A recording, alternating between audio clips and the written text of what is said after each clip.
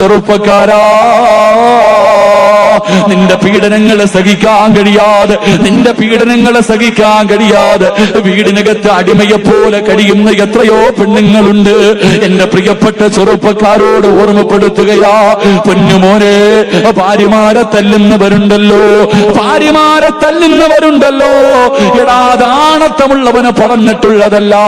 അല്ലാഹുവേ, സ്വന്തം ഭാര്യയെ തല്ലുന്നവൻ ഒരു യഥാർത്ഥ വിശ്വാസിയല്ല. പൊന്നുമോനെ, എങ്ങനെ കഴിയുന്നടാ? രാവിലെ മുതൽ വൈകുന്നേരം വരെ നിന്റെ പ്രിയപ്പെട്ട ഭാര്യയെ തല്ലിയിട്ട് പാതിരാത്രി അവളുടെ കൂടെ കിടപ്പറയിൽ കിടന്ന് സുഖിക്കാൻ എങ്ങനെ കഴിയുന്നു ചെറുപ്പക്കാരാ? പൊന്നുമോനെ, നിന്റെ വിവാഹ ദിവസം നിനക്ക് ഓർമ്മയുണ്ടോ? അല്ലാഹുവേ, പള്ളിക്കകത്തിരുന്നിട്ട് പള്ളിയിലെ ഖതീബോ കാദിയാരോ നിന്റെ കയ്യിൽ പിടിച്ചിട്ട് പറഞ്ഞു തന്ന ഒരു വാചകം നിനക്ക് ഓർമ്മയുണ്ടോ? വിവാഹം കഴിച്ചിട്ടുള്ള ഓരോ ആണും നിന്റെ വിവാഹ ദിവസം ഒന്ന് ആലോചിക്കുക ചെറുപ്പക്കാരാ. പൊന്നുമോനെ, നിന്റെ പ്രിയപ്പെട്ട ഭാര്യയുടെ വാപ്പയുണ്ടല്ലോ, നിന്റെ പ്രിയപ്പെട്ട ഭാര്യയുടെ ഉപ്പയുണ്ടല്ലോ, നിന്റെ കയ്യിൽ പിടിച്ചിട്ട് നിറകണ്ണുകളോടെ നിന്റെ മുഖത്ത് നോക്കിയിട്ട് പറഞ്ഞു തന്ന ഒരു വാക്കുണ്ടല്ലോ, ഉസവ്വിജുക അലാ മാ അമറല്ലാഹു തആലാ ബിഹി മിൻ ഇംസാകിൻ ബിമഅറൂഫിൻ ഔ തസ്രീഹിൻ ബിഇഹ്സാൻ. ഈ പറയുന്നതിന്റെ അർത്ഥം നിനക്കറിയുമായിരുന്നെങ്കിൽ ഒരിക്കലും നിന്റെ ഭാര്യ നീ തല്ലൂല, നിന്റെ ഭാര്യയുടെ മനസ്സ് വേദനിപ്പിക്കൂല, അവളെ വീടിനകത്തിട്ട് ചവിട്ടി തേർക്കൂല.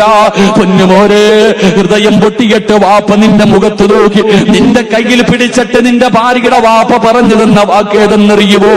ഉസവ്വിജുക അലാ മാ അമറല്ലാഹു തആലാ ബിഹി മിൻ ഇംസാകിൻ ബിമഅറൂഫിൻ ഔ തസ്രീഹിൻ ബിഇഹ്സാൻ.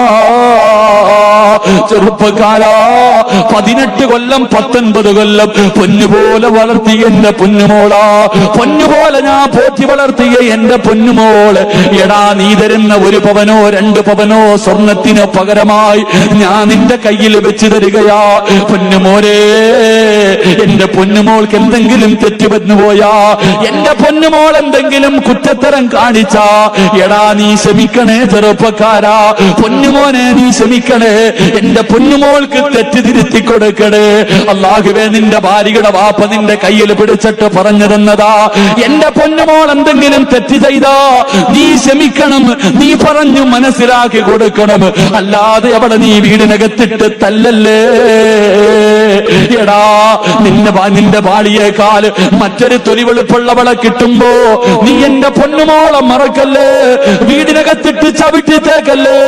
സുഖിച്ചവക്ക് പ്രായമായെന്ന് തോന്നുമ്പോ, നിനക്കും മതിയാകുന്നു തോന്നുമ്പോ വീടിനകത്ത് അടുക്കളക്കകത്തിട്ട് ചവിട്ടിത്തേക്കല്ലേ. പൊന്നുമോരെ, നിനക്ക് വേണ്ടെന്ന് തോന്നുമ്പോ ഇതുപോലെ എന്റെ മോളെ എന്റെ കയ്യിലേക്ക് തിരിച്ചു തരണേ എന്ന് നിറകണ്ണുകളോടെ നിന്റെ കയ്യിൽ പിടിച്ചിട്ട് നിന്റെ ഭാര്യയുടെ വാപ്പ പറഞ്ഞ ദിവസം ഓർക്കുന്നത് നല്ലതാ ചെറുപ്പക്കാരാ. അതുകൊണ്ട് പൊന്നുമോരെ, ഭാര്യയെ തല്ലല്ലേ.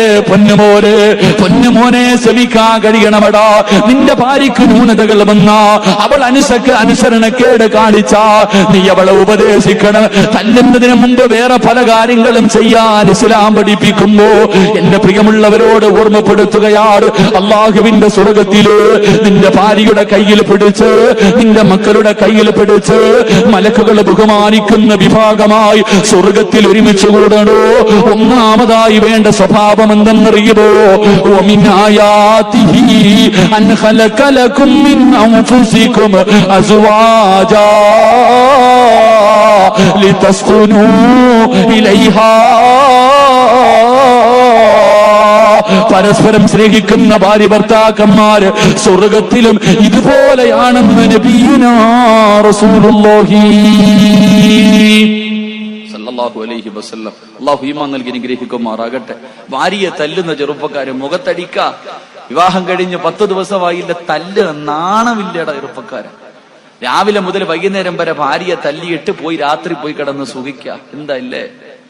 എന്റെ ചെറുപ്പക്കാരാ, നിന്റെ വിവാഹ ദിവസം നിന്റെ ഭാര്യയുടെ വാപ്പ നിന്റെ കയ്യിൽ പിടിച്ചിട്ട് ഖതീബ് ഉസ്താദ് പറഞ്ഞെന്ന വാക്ക് നീ ഒന്ന് ഓർത്തു നോക്ക്. ഉസ്താദന്മാരോടൊക്കെ അതിന്റെ പരിഭാഷമായി ചോദിച്ചു പഠിക്ക്. എന്തേ വാപ്പ പറയണതടാ, എന്റെ പൊന്നുമോളെ ഞാൻ നിന്റെ കൈ വെച്ച് തരികയാ. ഇവിടെ മലക്കൊന്നുമല്ല, മനുഷ്യത്തിൽ തന്നെ തെറ്റുകളൊക്കെ ഉണ്ടാകും. നീ തിരുത്തിക്കൊടു, നീ ക്ഷമിക്ക്.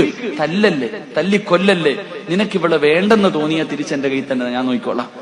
18 കൊല്ലം ഞാൻ വളർത്തിയല്ലോ. നിനക്കിവിടെ വേണ്ടെന്ന് തോന്നിയാ എന്റെ കയ്യിൽ ഇതുപോലെ തിരിച്ചു തരണേ എന്ന വാപ്പ നിന്റെ മുഖത്തൊക്കെ പറയണേ. ആ പെണ്ണിനെ കൊണ്ടുപോയി തല്ലുന്ന മക്കൾ അള്ളാഹു നമുക്ക് ഈമാൻ നൽകി നിഗ്രഹിക്കുമാറാകട്ടെ. എന്റെ പ്രിയമുള്ള ചില ചെറുപ്പക്കാര് പറയും, എന്റെ ഭാര്യയെ വരച്ച വരയിൽ നിർത്തണം.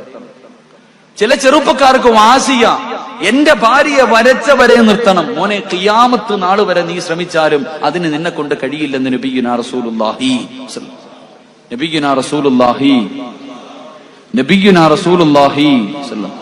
സ്വന്തം ഭാര്യയെ വരച്ച വരെ നിർത്തണമെന്ന് നീ ഖിയാമത്ത് നാള് വരെ തലകുത്തി മറിഞ്ഞാലും നിന്നെ കൊണ്ടത് കഴിയില്ലെന്ന് നബിയുനാ റസൂലുള്ളാഹി. കാരണം എന്തേ? വളഞ്ഞ എല്ലിൽ നിന്നാ അള്ളാഹ് അവളെ സൃഷ്ടിച്ചത്. വളഞ്ഞ എല്ലിൽ നിന്നാ പടച്ചവൻ പെണ്ണിനെ സൃഷ്ടിച്ചത്. നീ നൂക്കാനും പോകരുത്, വളയ്ക്കാനും പോകരുത്. ഒരു മധ്യമായ രീതിയിലൂടെ വേണം നിന്റെ ജീവിതം കൊണ്ടുപോകേണ്ടതെന്ന് നബിയുനാ റസൂലുള്ളാഹി. കുടുംബ ജീവിതം എന്ന് പറഞ്ഞ് അങ്ങനെ പെണ്ണുങ്ങളെ മനസ്സിലാക്കാൻ കഴിയണം.